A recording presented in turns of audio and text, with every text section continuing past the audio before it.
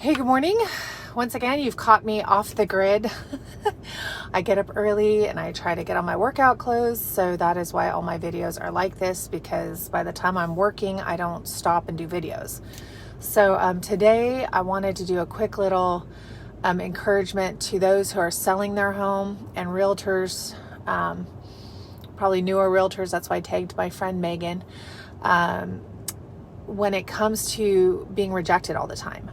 Okay, when you list your home, a lot of times, you'll have the realtors come in, you'll interview 1, 2, 3, whatever realtors, and we'll give you our feedback and say, well, it would be helpful if you had this. And, let's say this power pole across the backyard might be an issue because some people might want to put in a pool, or it's an eyesore, or this driveway that's all busted up looks terrible and people are not going to want to deal with that, or your roof is old, right, and it looks terrible and it probably needs repairs or replacement. And how do we deal with those objections, right? Sometimes just the floor plan is really quirky and just hard to figure out and just not worth dealing with. People go in and just go, yeah, I don't want to deal with this, right? So I will bring this around to when you buy your home, you really need to be careful about the home you buy, right? So if you're buying a quirky house, oh, I love it, it's quirky, it's so funky, it's so cool.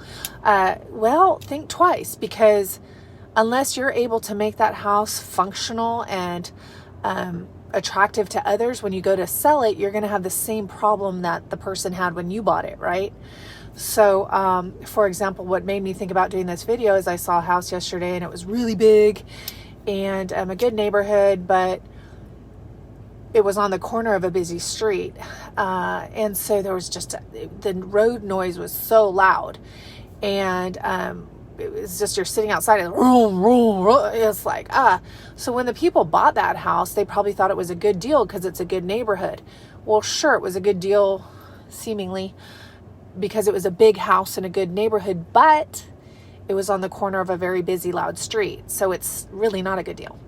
But on the other hand, maybe that house was a good deal for them because they needed this space, right? And even though it had a weird floor plan, it worked for the family because they wanted that kind of location with that kind of space. So they were willing to give up a better location to get the space and part of town they wanted, right?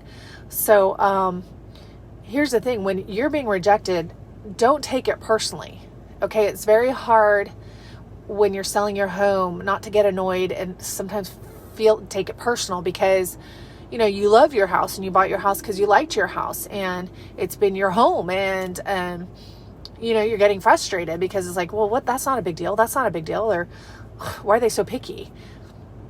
Well, styles change. The floor plans change, the architecture, right? The architecture and the floor plans change.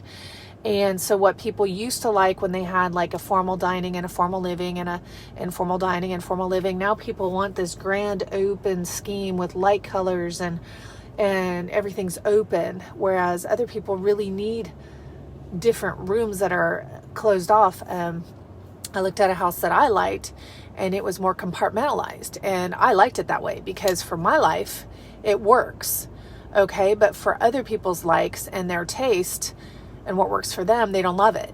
So just be careful. Don't take it personal. I've had a lot of times, those of us realtors that have been around the block a few times, we know, and it doesn't mean it doesn't hurt our feelings a little bit, or it's just kind of sucks, but it is what it is, after listing a home, as hard as you try, even with great pictures, even with a great write-up, with tons of marketing, and lots of visibility, the house is continually rejected. And so what happens is the seller gets tired of getting your phone calls and getting your emails because they associate you with negative emotions, right?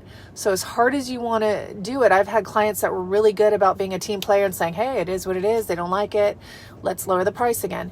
Hey, it is what it is. I realize that we'll tell you what, we'll offer a new roof, or to make sure we deal with that, or we'll give them a paint credit, or whatever, they work with you. But other people just get bitter and they don't want to deal with the rejection, and then they just break up with you.